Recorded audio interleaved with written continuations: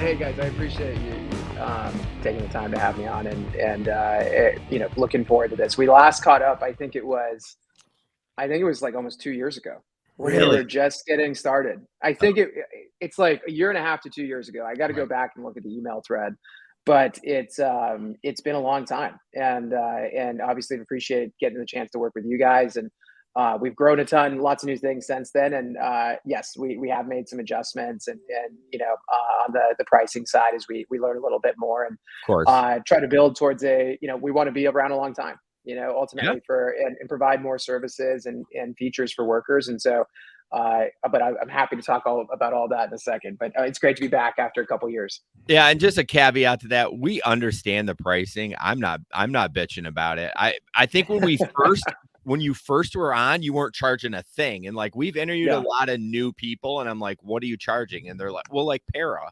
I don't Right. yeah, even think they're charging yet. I'm like, your money's gonna run out. I mean, unless you have a big cash cow somewhere. I mean, those server costs are expensive, but yeah, exactly. Like I think look, there's a few venture-backed companies in this space, and that always helps you get up and running. And we've also raised venture money in Solo, right? And but we've always known that that's not especially in how the economic climate has changed. That's not a forever strategy, right, for your business. And so, we've ultimately, as we believe, we've brought better and better features, real value creators for workers in terms of earning more with our smart schedule or being able to track your miles really seamlessly, prep your taxes right. We do all that now in the app. And so those are, we believe in what we've heard from workers, real value creators for folks out there. And that's, we hope it's a good investment, right? We hope you get your ROI back on our $6 a month plan, 10x over with your mileage tracker, with the discount on taxes, et cetera. So that's something that we've thought about, and we want to be around a long time, and ultimately not rely on some other ways, that you can generate revenue, which is more on the data side, right? There are companies out there that don't charge users, but they turn around and they make money in other places. And so, we've said, hey, that's not our goal, that's not our strategy here. And so, ultimately, though, as you said, you do have to run a business. There's costs of the software and the servers, obviously, we have a small team, about 14, working on this at Solo. But yeah, we're excited by the progress and ultimately what people have told us that they're finding real value. you know what? I should have introed you because I feel like everyone knows you since you've been around so long. But obviously, this is Bryce from Solo. Solo is an app that basically tracks your earnings for a while, then comes up with a plan and basically says, hey, if you're in these cities, we guarantee that you're going to make that much money. Is that a good 20 I seconds? like it. That's like the direct to the point, and Let's I need to get get after it. tighter on this pitch. Yeah, that's great. No, it's we at Solo. That's right. We do two things, big things for you. We take care of all of your back office stuff, all the stuff that's annoying to take care of. Track your income automatically, do your mileage, expenses. We project and actually can do your taxes now this year in our app. So like all the stuff that isn't the most fun part of being a 1099 worker. We take care of that, make it really easy for you. And then we now have over 100 million job data points nationwide that we use to create a custom schedule for you in your city that tells you the best job to work at any given time. And we tell you how much we think that job's going to pay, how it compares to others. And then we also offer the ability, if you'd like, to guarantee your earnings for that day. But yours is a much more quick, hard hitting, Jason, and like to the point. And so I'm always working on compressing that. Well, That's Jason for you. He's hard and to the point. yeah. I mean, it's important to have that. I've learned kind of like when I've talked to other gig workers, we're in Panera and we're picking up orders. Like if I'm going to talk about the show, I got to get like right to it because they're going to I grab know that order and they're going to bounce. You know what I mean? So, that and then was go ahead. no, sorry, I didn't mean to interrupt you. But that was what we were doing 2 years ago in the middle of the pandemic. That was our initial way to reach people in the space. We were in Seattle, and it was dead of winter, like February, and we had this app that was still very early, and we were everyone had masks on, and you're trying to stop like Door Dashers and Uber Eats drivers and like going in and out of the restaurants. No one can understand each other because you've got the mask on. And we found actually that there were a few restaurants where they were unfortunately terrible at timing the orders, and so everyone would have to wait outside. Uh, That was Shake Shack in Seattle, and so there was like always 5 to 10 DoorDash, Grubhub, you name it, Uber Eats folks hanging out outside, and that's how we got to get some initial feedback on the product. And people do look at you kind of like, what are you trying to, I'm trying to pick up the order here, I'm trying to get out of here, so you do have to be quick. Right. Yeah. What are you trying to sell? So, Bryce, you touched on this early on, and that was kind of interesting to me. So, obviously, you said different ways of making money, but you were alluding to the fact that Solo is never going to be selling your data. Is that correct? Yeah, we don't. So we don't have any plans to do that. And there's one thing we will absolutely never ever do, and that's anything that's personally identifiable to you. Sure. I think I should clarify that anything that someone could identify you by, name, address, a license plate number, anything like that will never ever leave our lock and key, at Solo. And so that's super important for people to know, because that is a big thing today. People are worried about how their data gets used and how it gets shared online. But we are a platform that obviously uses your work data to ultimately bring it back to you for your benefit. So we know that's very sensitive. I should say we do, post blog posts and things like that. We produce like market-based insights that we share with the whole user base. And that's an amalgamation, right, of everyone's information up. The earnings predictions, right, are kind of just a big pot of everyone's earnings in LA that says, hey, there's 2,000 Door Dashers, and on average people make 17, $18 an hour. So it does get used for those purposes. And gets brought back to a broader group of people. But no, we don't sell your data in mass or in any sort of cuts or slices like that. And we'll never ever share anything that would be personally identifiable. Right. I always worry that, so there's so many apps that use your data. Like we use the Moves financial debit card, and so I linked all my accounts. One of these days, one of those companies is going to get a breach. And I often wonder if it's going to be like a triple down effect of like all of a sudden everyone freaks out. And so they pull all their information back. Like I'm talking like gig workers. Yeah. So far it's been, I have a ton of apps that have my gig information. It's already happened once, Jason. Is it? You just don't know about it. Oh, I was going to say, I was like, I'm not familiar with it happening. It's one of the reasons why security from when we had a couple dozen people that joined our platform, very, very early stages, security was top of mind. And our first hires were actually people from the engineering side that have worked at companies like Microsoft, the Allen Institute here, Assurance.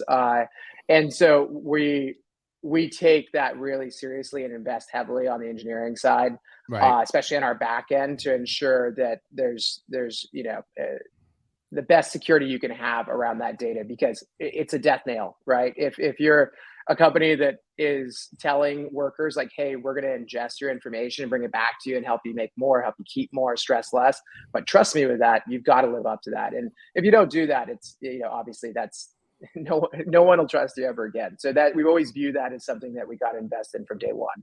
Right. So that's awesome. Now that is actually very interesting. You brought up a point that I was unaware to me. Now I'm not gonna get too technical here, because that's not what we want to talk about. But you're using all the APIs. I'm assuming you're using Plate to go in, and so this system actually. Obviously, I understand that there is some identifiable data in there, but what you're saying is there's actually quite a lot more than I thought there was. So you get license plates and everything like that through Plate there too?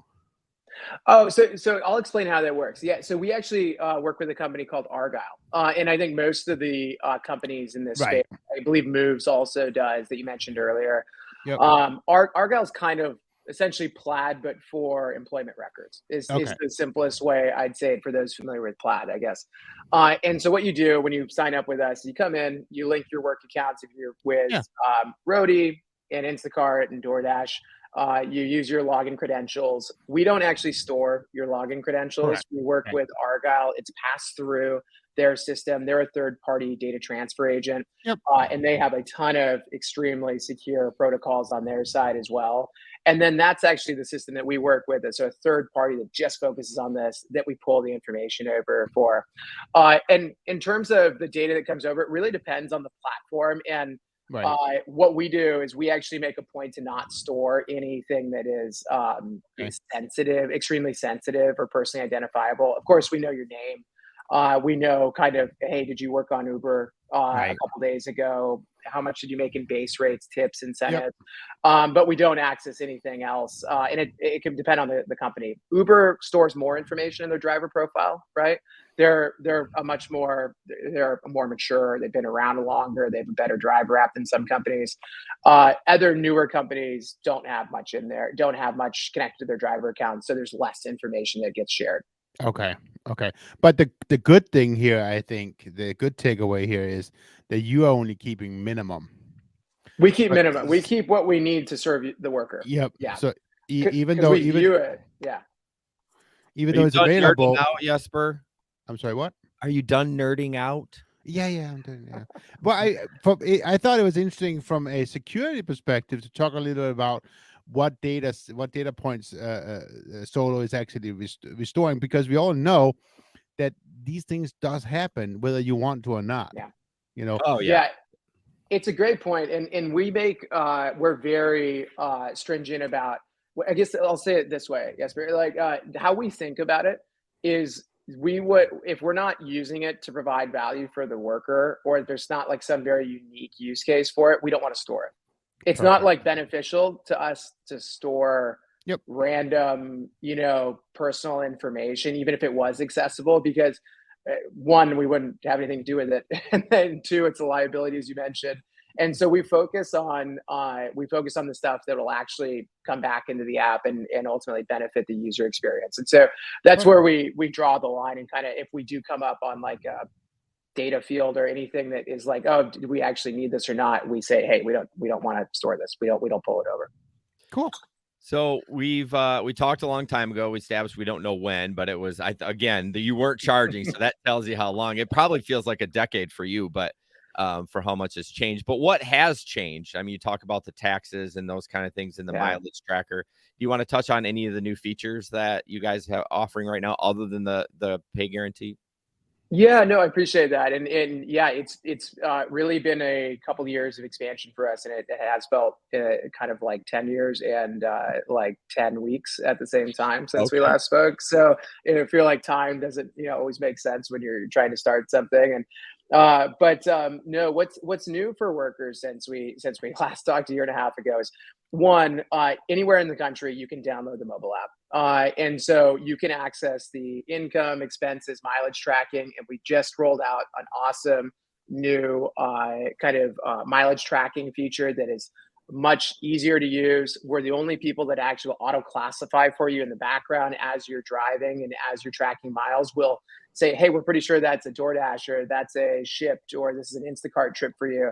Does this look Nice. good? And so we'll do all that really seamlessly for you now, which took us a few months to like really nailed all the logic for, but we're super excited about that. So if people haven't seen that, or ultimately haven't been in the app in a while, I think that's going to be a really cool new feature for workers, because as we all know, that's 65.5 cents of mileage deduction this year per mile, I should say. That's a huge write-off for you. So we just rolled out a bunch of really cool changes there. We now not only estimate your taxes, but we also project, or we should also file your taxes for you in the app or online. You can decide whether you want to do it on the desktop or in the app. And we're working with Call and Tax with that, which is a tax software provider. Think about it as it's kind of like a TurboTax, but we provide all of your information you've tracked with us in a nice packet.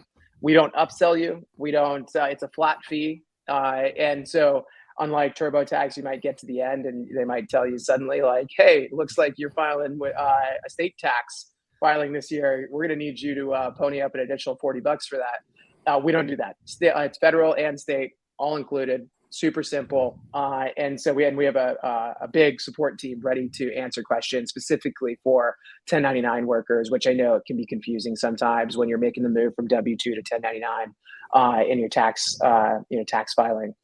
But beyond that, we've now offered the smart schedule and pay guarantee in 31 cities, and we're marching to every major city in the country pretty soon. So I think last time we spoke, we might have only been in Seattle, and which is where we're based out of.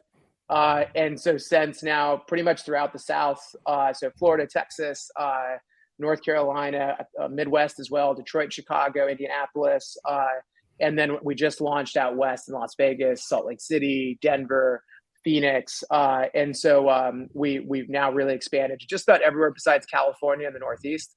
But those areas are coming soon. So that's going to be the last few metros that we're going to expand to with the smart schedule and pay guarantee program in the next, we'll call it a couple months here. You forgot Grand Rapids. Grand Rapids is so. Hey, I will say it's really interesting actually, because we did all of our expansion early on. You would think we'd go to LA, right? Or you'd go to New York or something like that. And actually what we found is that, workers in, maybe slightly smaller cities like Oklahoma City, for example, or Raleigh, that's another one that we're in, Louisville, that's where we actually saw a ton of demand early. And I think it's because, you get more volatility in your earnings in smaller cities. And so people were searching for something. It's like, how do I stabilize my daily income here? LA, New York, like you just get less volatility because there's so many people. The demand is kind of like constantly high in those cities for certain products. And it's not that way in other smaller metros. And so Grand Rapids, I will let you know when we're doing Grand Rapids. I will come back when we're doing Grand Rapids, and we'll do a big celebration show. I think part of that demand too in the smaller cities, that there's not you have to multi-app a lot. Right. Like it's not just this is DoorDash country or this is Grubhub country. You know what I mean? And then the demand, like you said, is a lot lower, so you kind of have to bebop around through all the apps. So I think that kind of helps with Solo being like, oh, they're gonna say these are the apps that I need to work on. So I guess that makes sense. I have a couple of questions about your new features. The mileage tracker that kind of knows what you're doing. Does that do that because it's pulling data from like DoorDash that you took an order, or is it based on you signing up for a smart schedule or working that shift that you recommended? Yeah, so it actually just works off of if you come in, you sign up, you say, hey, great, I'm going to use the mileage tracker. And you can choose whether you want to do automatic or auto classification, or if you want to manually track your miles. Some people like to hit on and off when they're working, and they let us know like, hey, I'm on a work trip, start, stop, and we classify that for you as you choose.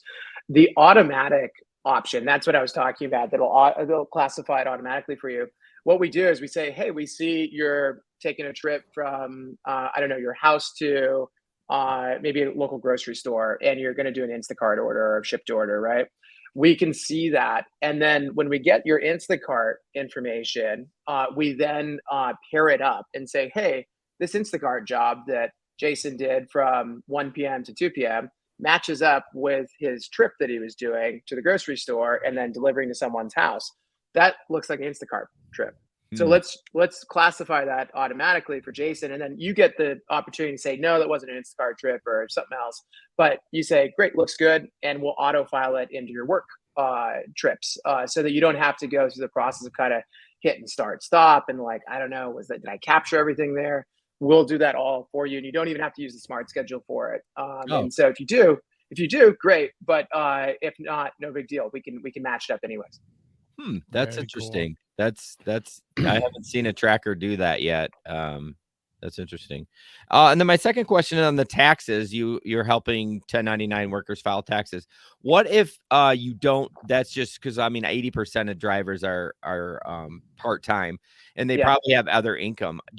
Can they bring in other income into the service that you have too? Can they do the whole shebang through that? Yeah, that's a great question. And you can file any kind of tax return with us. That's a great point. We obviously support your 1099 work, and you can find all your 1099 information, income, expenses that you tracked with us over the course of 2022. But let's say your spouse has a W-2 job, or you have a W-2 job on the side, or whatever it might be. that's completely fine. You can file just as normal, and we support that with the software that we have integrated. And if you have any questions, we have that support team available too, in terms of kind of how that all comes together and your filing status. Everyone's tax situation is different, so we always encourage ask questions. We've got the experts that are ready to answer those. Oh, so you actually have people that can help you out, like not, and they'll give tax advice. Yeah, so we work with Column Tax. So Column is the software provider, and they have a full support team. All they focus on is helping people file taxes every year, and so their support team is especially dedicated to understanding and addressing tax code, no matter where you're at in the United States. So that's what they're there for, and one of the reasons why we partnered with them, because we know it's a little different when you're W-2, right? You get your W-2 in your mail, and you're like, well, this is pretty straightforward. If that's all you did, come tax time, you're like, you can pretty much go direct to the IRS website or the free TurboTax filing. Yeah. But the reality is that's not that's not how it is for a lot of people in the 1099 space. There's a lot to consider, and multiple income sources and whatnot. So we wanted to make sure we worked with someone that could support that. And they keep changing stuff like Uber and the IRS. And it's like, you look at the Uber thing, you're like, oh, I made 50 grand, but then there's fees. And do I get to write them off? Yeah, it gets a little clunky. So let me ask you the other side of that too, Bryce. So obviously, and it's awesome you guys will file on our behalf. What happens if you're working with an accountant already? Am I able to download my worksheets from you and then take that to my accountant? Of course, yeah. And we know there's a good number of people that have, you name it, a CPA, someone they trust who's been doing taxes for years. And so that's the alternative option. You can download and export your expenses as well as your income. As long as you've tracked them with the app, we'll be storing them for the last year. So we send you an email with a CSV download, and you can access those and bring them over to your CPA accountant, whatever it might be, who's helping you file. Perfect. I had a question. I saw a few conversations on Twitter. Now, take this guy with a grain of salt. I'm not going to say who it is. That like this is always good. Twitter. Yeah, Twitter thread, yeah. I mean, he's got some good thoughts, but like Twitter, it's just he was just talking about he's used solo, but he still thinks multi-apping outside of solo is still more profitable for him. And again, it's probably market specific. I'm not sure where he's at, so take it with a grain of salt. But have you heard some feedback about that? Like, hey, I could still probably make more. I mean, they say they could, unless they have the data to show it. You know what I mean? It's hard to like compare apples to apples. But I just wonder if you heard anything about that. Yeah, look, I think it's a really good question. And we're going to be bringing some additional tools and insights to the app in the coming months that help people kind of understand what is the number they're seeing, right? Because today what we show you is what we expect you to earn in that hour. There's no doubt there. And, I should say about that number, it goes all the way from the very slow times where in some cities that's, $9-10 an hour, maybe even like lower if it's a true, really off peak middle of the night, kind of hour, all the way to Friday, Saturday nights on Uber and Lyft, where in big cities, it can be $40-50 an hour. And that's what we show as our guarantees, $40-50 an hour if you're out there at 2 a.m. Now, I know you got to brave it. That's a brave time to be out ride sharing. But you do get paid well. And so, we show that full scale. There's no doubt that, there are hours and days where workers may earn more, and that's great. We view it as, hey, this is a set of predictions that not only gets you to the right job at the right time, kind of takes the whole guesswork out of like, when are those peak demand times on different days of the week, different, frankly, months of the year. We incorporate all of the seasonality in for each city as well. So that changes. It's not just like every Tuesday's the same, every Wednesday's the same. Yeah. So that really is helpful. But ultimately, we do view this as kind of hey, this is your floor. This is what you should, view as kind of like you can make the minimum of this, and everything above that is yours, right? Right. And so when you go in and you actually guarantee your pay with us, that's how we think about it. It's like, hey, we're helping you set the floor, take the guesswork out of it. You're gonna make this. You go out and do these jobs. You don't have to worry about it. And if you make more, it's all yours, right? And so that's how we built the product and the platform. And I know some people are like, well, hey, I can blow this out of the water. And it's like, that's great, but we're here for when that doesn't happen. Yeah. And the reality is, I've talked through the last 10 years of being in the gig economy. talk to a lot of workers. They're like, hey, my goal is to go do $200 a day or $250. But when you ask how long are you going to be working, they're like, until I make it, until I make that $250 or until I make $200. And that was what we're trying to solve. We're like, you shouldn't have to do that. You should know when you're going to work and what you're going to make. And if you get more, that's awesome. But like, we can kind of take that whole guesswork about the Right. time aspect out of it. I mean, absolutely. I was just driving last weekend, and if I would have just driven Friday, Saturday, my average would have been higher than if I also drove Sunday. But I did it because I had a goal to make. Yep. Yep. No, no, I get it. One other question that as you were talking about that, so when they're doing a 2-hour block for y'all on the guarantee, they can't multi-app, right? They have to, like, you can see if they multi-app, I'm assuming, right? Yeah, so we can, and so this is a great question, and this is where we're getting into like I feel like expert level, in terms of like how we do this, right? Because I completely, we are not against multi-apping. We're not trying to Yeah. tell people not to multi-app by any means. Like it certainly can be the superior strategy, depending on the hour of the day and the city you're in and everything else. What we're gonna do is we're gonna look at ways we can ultimately support that. It gets a little bit tough to show you competing multi-app Right. guarantees for the For same sure. hour, Yeah. And so you'd kind of have to be like, well, I'm going to multi-app Uber and Lyft, so we'd have to blend the Uber and Lyft earnings for the hour depending on how many trips you took from either. So it becomes very confusing, right, to kind of like present that to workers in a way that would make sense. And so completely understand. I think I actually know the Twitter thread you're talking about.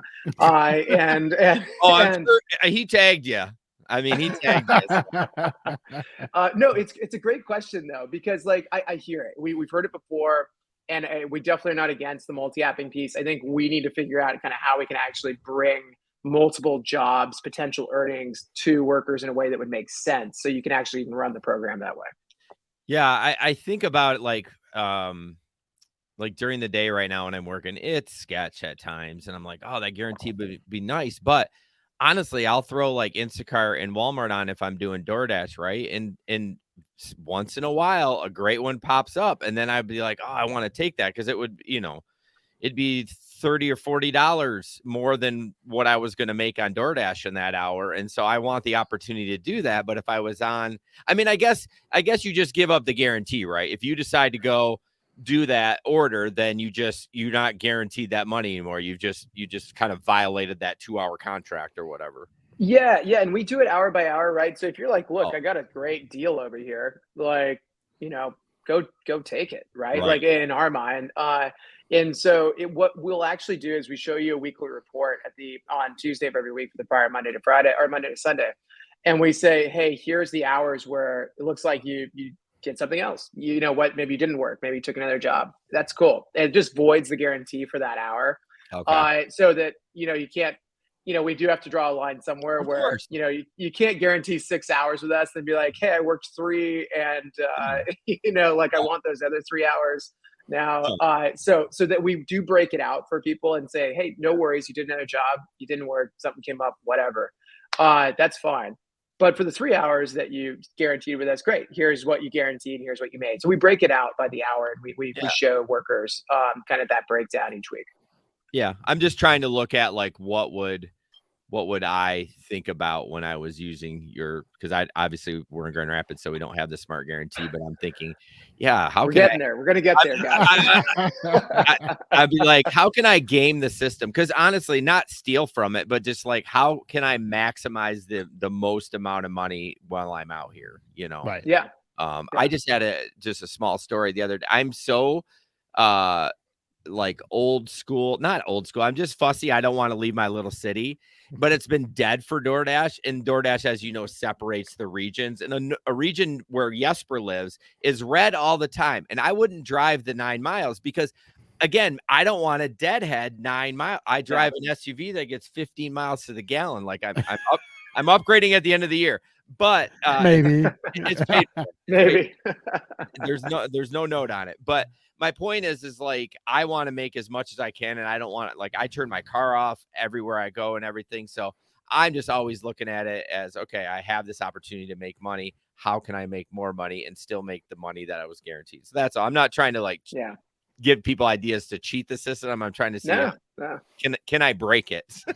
It's great feedback, and I think you hit on another one that's really important, which is and you hear it a lot from people who've been doing this a while, which is you think about your net earnings, right? Like think about not only how do you optimize your schedule and your time for when you're going to work, which is what we're helping with, but then also how do you keep your costs low? Because it's great that you get to write off the cost of your Yeah. car, right, and the mileage, but there is a true underlying expense. There's a reason you're getting to write that off, right?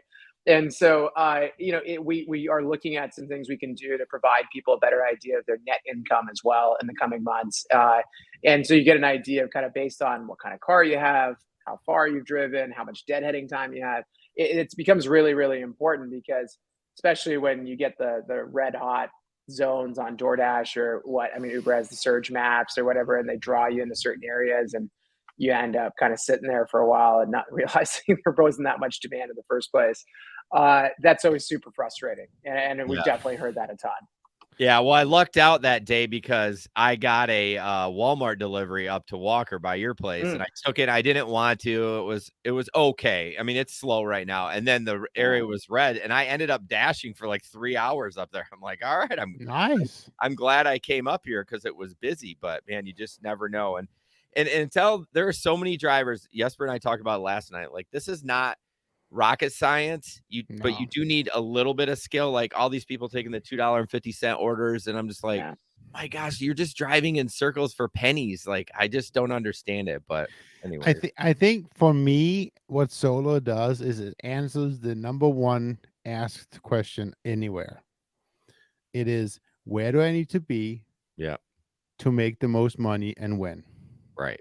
Yep. Right. That's a great way to describe it. That's what we're trying to solve. Like, I mean, yes, but to your point, like we've talked with hundreds of workers, and we were a couple of years ago out at the airport lot here in Seattle, down at SeaTac, and it was like you hear people say like, "Hey, we should figure out insurance, for this the gig economy. We should figure out banking or whatever." People are most worried about exactly what you just said. That was the number one thing that came up. It's like I want to know what job I should be working, when and where. And if you can answer that for me, that's a huge plus, right? That's what people are looking for. I'm really interested to see when it comes here because like during on a Tuesday from like 10 to 12, if you could give me $20 an hour, which I would rather make more, but if I really look hard at my numbers, it's probably less than 20 an hour. You know what I mean? I don't want to look at it because I'm pissed. But if you guys said, hey, I can give you $40 for the next 2 hours, I'm doing it. I'm doing it. You know what I mean? And if I get a great order at Walmart, then okay, I'm not doing it. I'm going to do the Walmart. Yeah. I laugh because I only drive weekends and I only take passengers, and my average is always over 35. Yeah, it's so like 35 to 40. Yeah. I don't drive for less because I just don't want to. But I get it. I know that's part of it if you're doing, and I guess taking it back to why it's so important to have your app too. Yeah. It's like, for people who are doing this full time, we just heard a TikTok the other day explaining gig economy not as a job.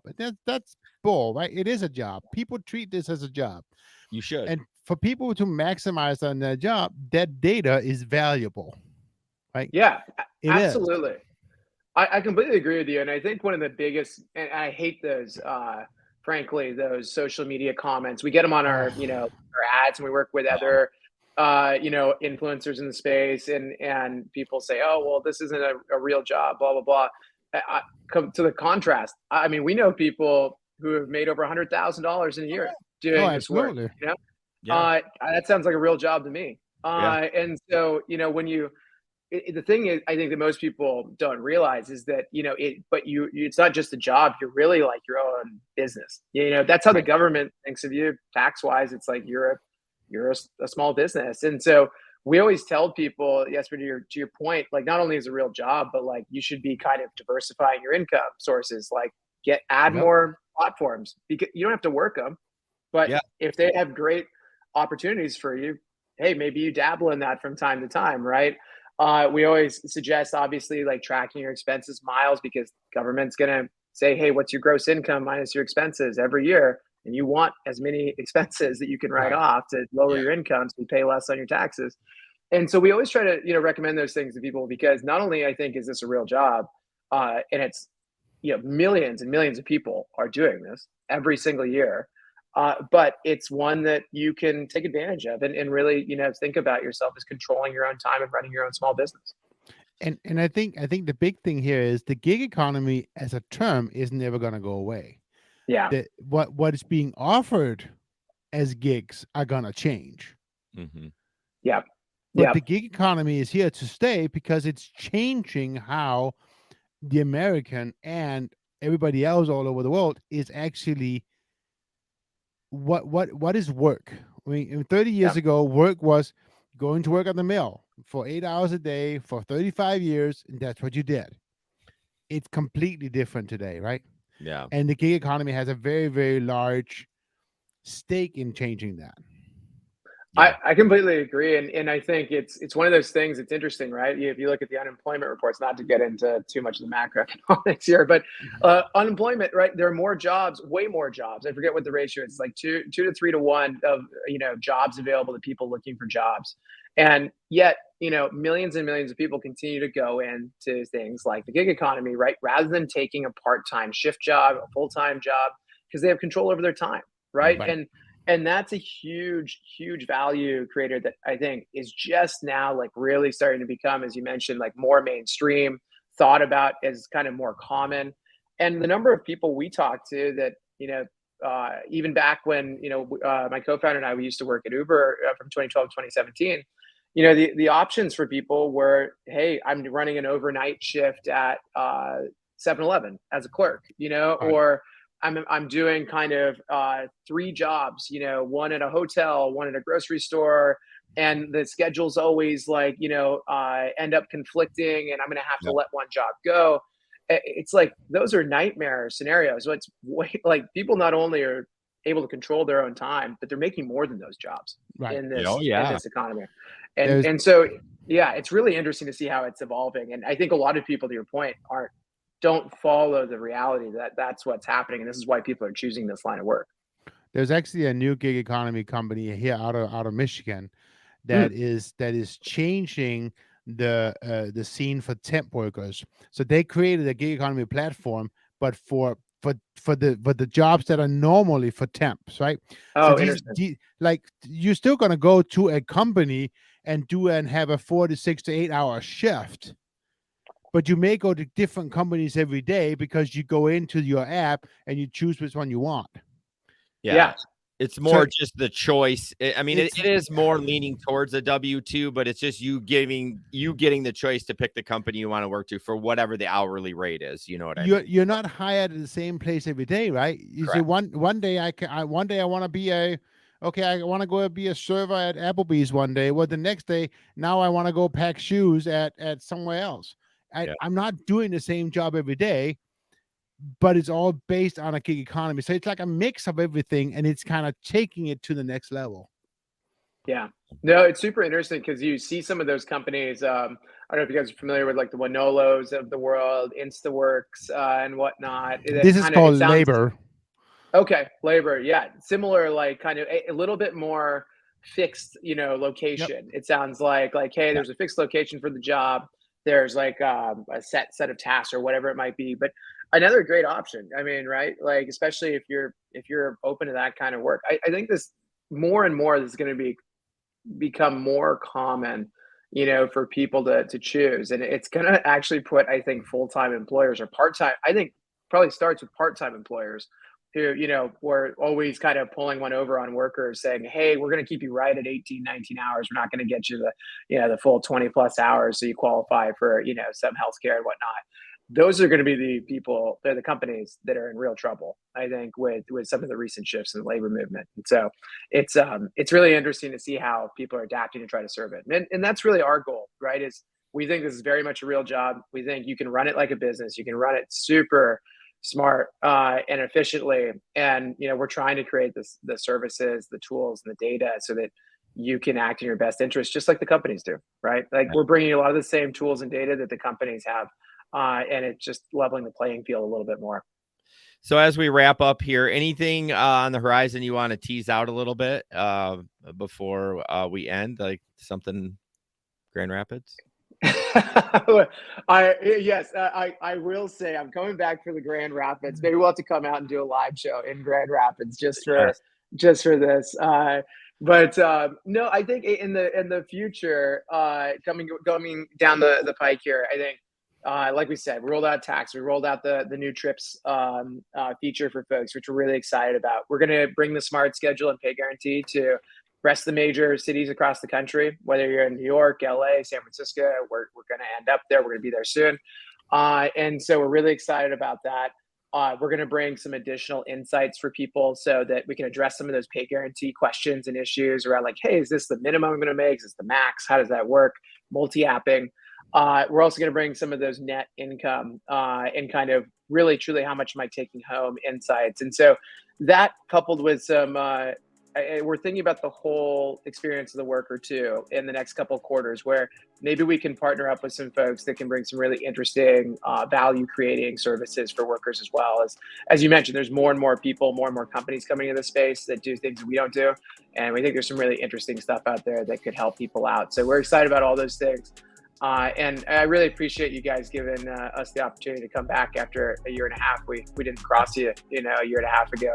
And, really enjoy always chatting with you guys. It's always a lot of fun. Perfect. Well, stay on the line real quick while I end it. But thank you, Bryce. And if you guys go to it's worksolo.com, right? Worksolo.com. You can also find us in either app store. Lots more information there on everything we talked about today. All right. Thanks a lot. Thanks.